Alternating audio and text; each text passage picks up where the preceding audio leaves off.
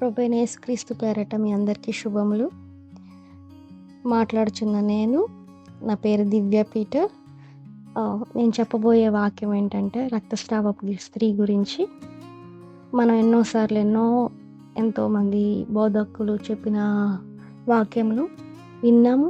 ఈ స్త్రీ గురించి ఎంతో తెలుసుకున్నాము. స్వస్థత ఎలా జరుగుతుంది అనేది, దేని వల్ల జరుగుతుంది అనేది మనకి రక్తస్రావ స్త్రీని జ్ఞాపకం చేసుకుంటే మనందరికీ గుర్తొస్తుంది.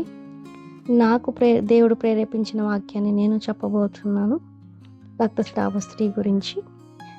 మార్కు సువార్త మనందరికీ తెలిసిందే, 5వ అధ్యాయం 25 నుంచి 34 వరకు వచనాల వరకు ఆ స్త్రీ ఎలా విశ్వాసంతో ఎలా యేసయ్య వస్త్రం ముట్టినప్పుడు తనకి ప్రభావం, విశ్వాసంతో ముట్టినప్పుడు తనకి యేసయ్యలో నుంచి ప్రభావం ఎలా బయలు వెళ్ళిందో మనందరికీ తెలుసు. ఈ స్త్రీ గురించి జస్ట్ కొన్ని మాటలు మీతో పంచుకుందామని నేను ఆశిస్తున్నానండి. మన దేవుడు, ఆయనకే తెలియకుండా ఆయన ప్రభావం ఆమెలోకి వెళ్ళిందంటే ఆమె జస్ట్ దేవుడి గురించి ఎలా తెలుసుకొని ఆయన దగ్గరికి వెళ్ళిందో మనం ఒకసారి బైబిల్ వాక్యం చదువుకుందాం. 12 మంది 5వ అధ్యాయం 25 వచనం మార్కు సువార్త. 12 ఏళ్ల నుంచి రక్తస్రావం రోగం కలిగిన యొక్క స్త్రీ ఉండెను. ఆమె అనేక వైద్యుల చేత ఎన్నో తిప్పలు పడి తనకు కలిగినదంతా వ్యయం చేసుకొని ఎంత మాత్రమే ప్రయోజనం లేక మరింత సంకటపడాను. ఎంతో మంది ఆమెను కలిసిందంట.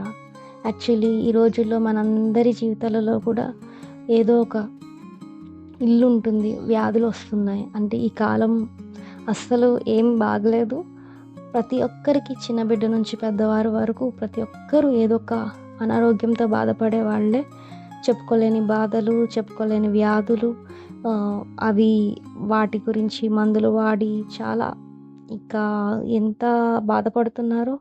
యవ్వనస్తులకు కూడా వచ్చే రోగాలు చాలా ఉన్నాయండి. చాలా వ్యాధులతో బాధపడే వాళ్ళు చాలా. ఆ రోజుల్లో ఈ 12 ఏళ్ల నుండి రక్తస్రావ స్త్రీ అనే ఈ స్త్రీ కూడా యవ్వన కాలంలోనే తను కూడా ఒక వ్యాధిని భరించింది, అదే రక్తస్రావం. ఆమె అనేక వైద్యుల చేత ఎన్నో తిప్పలు పడిందంట. అంటే ఎంతో మందిని కలిసినా మనకి స్వస్థత రాక, మన కాళ్ళు అరిగిపోయి, చేతులు అరిగిపోయి, మన ఎనర్జీ, మన హోప్ అంతా, మన ఆశలన్నీ కరిగిపోయి, అరే స్వస్థత రాలేదే, ఇంకా నేను క్యూర్ అవ్వలేదే, ఇంకా నాకు పూర్తి నివారణ రాలేదే అని బాధపడుతున్న మనము మన జీవితాలలో ఎన్నోసార్లు ఇలా ఎదుర్కొని ఉంటాం.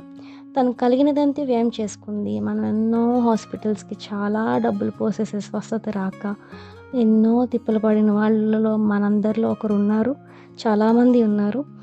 సో తనకు కలిగినదంతా వ్యయం చేసుకుందంట. ఎంత మాత్రం ప్రయోజనం లేక మరింత సంకటపడిందంట.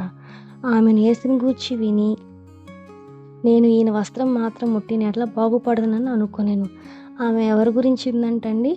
ప్రభు అయిన యేసుక్రీస్తు ఈ భూమి మీదట తన 32 ఏళ్ళ వ్యవధిలో తను చేసిన పరిచర్య మొత్తం తనకు తెలిసిన కొంచెం విన్నదనుకుంటాను. ఆయన చాలా స్వస్థతలు, కార్యాలు ఆ రోజులలో ఆయన చేశారు. అప్పుడు ఆవిడ ఆయన గురించి కొంచెం విని మరింతగా విశ్వాసం పెట్టుకొని, ఈ హాస్పిటల్స్ ఇవన్నీ వేస్ట్, ఇంకా ఈ ఆసుపత్రుల వరకు మనం తిరగలేము, ఇంకా నా దగ్గర డబ్బులు లేవు, ఇంకా దేవుడే నాకు దిక్కు అని విశ్వాసంతో, నార్మల్గా వెళ్ళలేదండి, దేవుడి దగ్గరికి వెళ్ళిన ఇస్తాడని మాత్రం జస్ట్ లేదంట.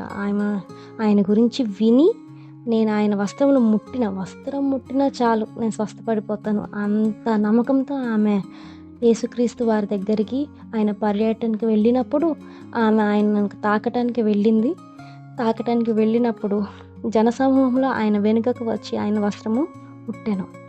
వెనుకకు వచ్చి ఆ జనసమూహంలో తోపిస్లాటలో ఆయన వస్త్రం ముట్టిందంట.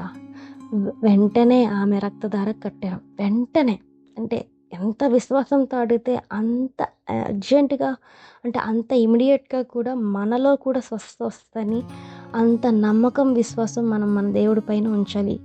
అంటే వైద్యులు చేయలేకపోయారు, దేవుడైనా చేస్తారా అనే అవిశ్వాసంతో కాక, ఒక మాట అడుగుదాంలే చేస్తారో చేయరో అని దేవుని అడుగుదాంలే అనే ఒక ఆప్షనల్గా కాకుండా, you want to prepare your self with faith మీరు ఫెయిత్‌తో, విశ్వాసంతో ఆయన దగ్గరికెళ్ళి మొరపెడితే వెంటనే స్వస్థత వస్తదని ఈ 12 ఏండ్ల నుండి రక్తస్రావం రోగం కలిగిన స్త్రీ ఎలా అయితే స్వస్థత పడిందో మనకు కూడా అంత విశ్వాసం ఉండాలని ప్రభు పేరట మనమందరం ఒకసారి గమనిద్దాం ఈ మాటలు. ఇలాంటి చక్కటి వాక్యం మనతో పంచుకున్నందుకు దివ్యంగా శుభములు.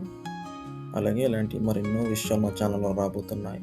Please subscribe to our channel. Thank you.